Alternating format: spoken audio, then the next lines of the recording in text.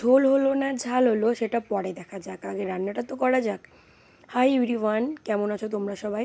আগেও একটা মাছের রেসিপি দিয়েছিলাম, পাবদা মাছের। তো ভিডিওটা সবার খুবই ভালো লেগেছে, তো তাই ভাবলাম আবার আর একটা ভিডিও করা যাক মাছের। তো আজকে নিয়ে নিয়েছি রুই মাছ। তো রুই মাছের এটা ঝোল বা ঝাল যেটাই হোক সেটা পরে দেখছি, তো আগে রান্নাটা করা যাক। মাছটা ওদিকে নুন হলুদ দিয়ে মাখানো হয়ে গেছে, আর এখানে মাছের জন্য একটা মশলা বানিয়ে নেব। তো তার মধ্যে ফার্স্টে দিয়ে দিলাম কিছু কাজু বাদাম, আর দিয়ে দিলাম একটা গোটা টমেটো যেটার বীজটা ফেলে দিয়েছি, আর দিয়ে দিলাম এর মধ্যে কাঁচা লঙ্কা যেগুলো একটু লাল লাল হয়ে গেছিলো। শুকনো লঙ্কা চাইলে তোমরা দিতেও পারো, আমি দিইনি, আমি কাঁচা লঙ্কাটাই দিলাম। আর দিলাম পোস্ত, গোটা জিরে, গোটা ধনে, দিলাম কুচনো আদা, আর দিলাম একটু হলুদ। হলুদটা দিয়ে দিলাম এই কারণেই সর্ষেটা তেতো হবে না। নুনটা দিলেও হতো, তো নুনটা দিলাম না, শুধু হলুদটাই দিলাম। তো ভুলে গেছিলাম চারমগজ দিতে, দিয়ে দিলাম আবার কিছু চারমগজ। তো এইটা দিয়ে ভালো একটা পেস্ট বানিয়ে নিলাম। আর তারপর এদিকে কড়াইটা গরম হয়ে এসছে, এর মধ্যে দিয়ে দিলাম সর্ষের তেল। এবার সর্ষের তেলের মধ্যে মাছগুলোকে ভেজে নেব। মাছগুলোকে একটু কড়া কড়া করে ভালো করেই ভেজে নেব। এই যে এক এক করে সব মাছগুলোই দিয়ে দিলাম। মাছ তেমন একটা পছন্দ করি না আমি, কিন্তু আমি বাড়িতে সবাই পছন্দ করে। মাছ খুবই কমই খাই, কম বলতে রুই মাছ বা চিংড়ি মাছ এগুলোই খাই, তেমন একটা মাছ খাই না। তো ভাবলাম আমি খাই না তাতে কী হচ্ছে, বাকিরা তো পছন্দ করে, তো একটু অন্যরকম একটু বানানোই যাক। মা প্রায় দিন আলু দিয়ে ঝোল, আলু দিয়ে পটল দিয়ে, মাছ দিয়ে ঝোল বা ডাঁটা দিয়ে এগুলোই করে। তো আমি মাকে বললাম ঠিক আছে, তুমি তো প্রতিদিন অন্যরকম করো, তো আমি আজকে একটু আমার মতন করে একটু রান্না করি, দেখি কেমন লাগে।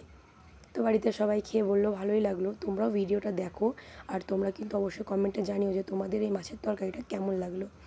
যে কথা বলতে বলতে মাছটা আমার ভাজা হয়ে গেছে, এক এক করে মাছগুলোকে এখন তুলে নিচ্ছি। মাছ ভাজা তেলের মধ্যে এখন দিয়ে দেব কালো জিরে ফোড়ন, আর কালো জিরে ফোড়নের পর দেব এর মধ্যে কুচনো পেঁয়াজ। পেঁয়াজটাকে লাল লাল করে একটু ভেজে নেব, পেঁয়াজের কাঁচা গন্ধটা বেরিয়ে গেলে এর মধ্যে দিয়ে দেব বাকি মশলাটা।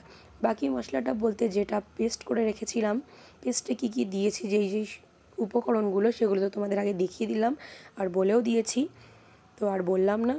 এবার এই যে পেঁয়াজটা ভালোভাবে ভেজে নিয়েছি, ভেজে নেওয়ার পর মশলাটা দিয়ে দিলাম, যে মশলাটা বেটে রেখেছিলাম। এবার এই মশলাটাকে দিয়ে ভালোভাবে কষিয়ে নেব,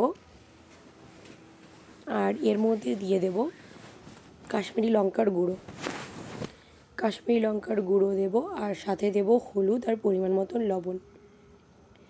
তো দেওয়ার পর ভালোভাবে মশলাটা কষাবো। মশলাটাকে একটু জল দিয়ে ভালোভাবে কষিয়ে নিয়েছিলাম।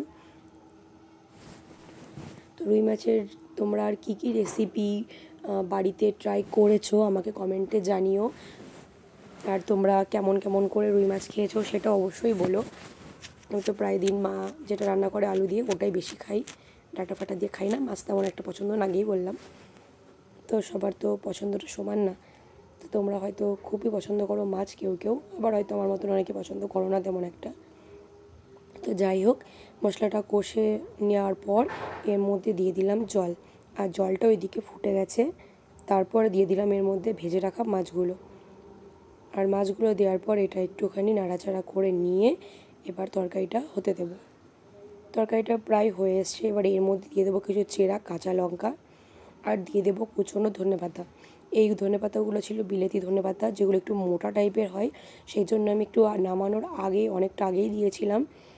আর তোমরা বাড়িতে যদি তোমাদের নর্মাল যে ধনেপাতাগুলো থাকে সেগুলো চাইলেও দিতে পারো। এইগুলো ছিল বিলেতি ধনেপাতা বা মানদানিয়া যেটাই বলা যায় সেটা ছিল।